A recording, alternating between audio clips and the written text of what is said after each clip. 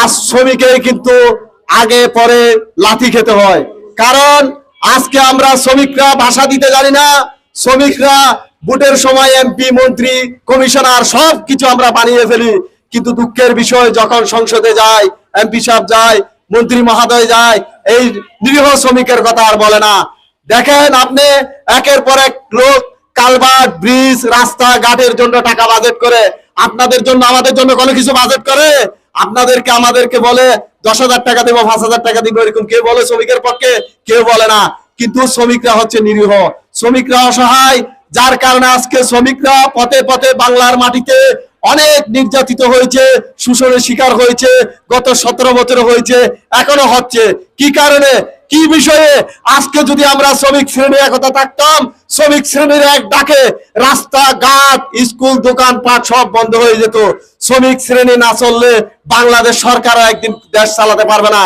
এই শ্রমিকের টাকায় সারা বাংলাদেশের সরকারি এমপি মন্ত্রী যারা আছে সবাই শ্রমিকের টাকায় বেতন চলে, রাস্তার কাজ চলে, বিভিন্ন ধরনের উন্নতমূলক কাজ চলে সব শ্রমিকের টাকায়, শ্রমিকের গ্রামে।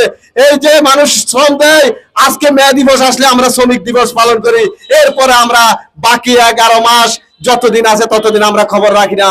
আমাদেরকে প্রত্যেকটা শ্রমিকের অধিকার আছে, প্রত্যেকটা শ্রমিকের ট্রেড ইউনিয়ন আছে। যেমন আমাদের জুট মেলে ছিল, 3টা ট্রেড ইউনিয়ন ছিল, প্রত্যেকটা ইউনিয়নের নির্বাচন হতো, নির্বাচনের মাধ্যমে ট্রেড ইউনিয়নের সভাপতি সেক্রেটারি যাবে, এরপরে শ্রমিকের কোনো কিছু হবে, ইউনিয়ন সভাপতি সেক্রেটারি এটা হ্যান্ড ওভার করবে।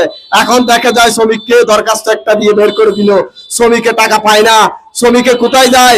একটা নেতার কাছে যায়, একটা অমুকের কাছে যায়, আসলে না।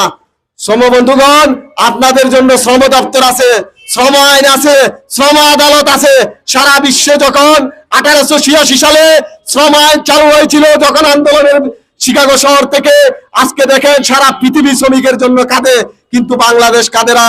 সেদিন আমার একটা বন্ধু বলছে, ভাই আমি যে কাজ করি সৌদি আরবে, এখানে তোকে 5,000 টাকাও দিবে না, কিন্তু ওরা শ্রমের মূল্য দেয়। কিন্তু আমাদের দুঃখের বিষয়, আমাদের মে দিবসে শ্রমিকের মূল্য দিতে জানে নাই। আজকে দেখেন কতগুলো, আমি আসার সময় দেখছি গেঞ্জি দিছে ক্লিপটন গ্রুপ, অমুক গ্রুপ, সমুক গ্রুপ, কিন্তু আমাদের গেঞ্জি নাই।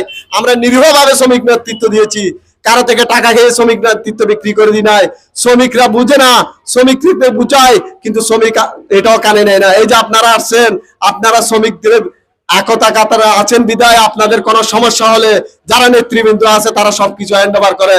যেমন আমি দীর্ঘদিন আগে একটা চাকরি করছিলাম, ওইখানে আমার চাকরিটা 6 মাস কতদিন হয়েছিল, ওইখানে আমার টাকা ঘন্টায় পড়তো 33 টাকা 33 পয়সা। ওইখানে আমাকে পয়সাগুলো দিত না, সামান্য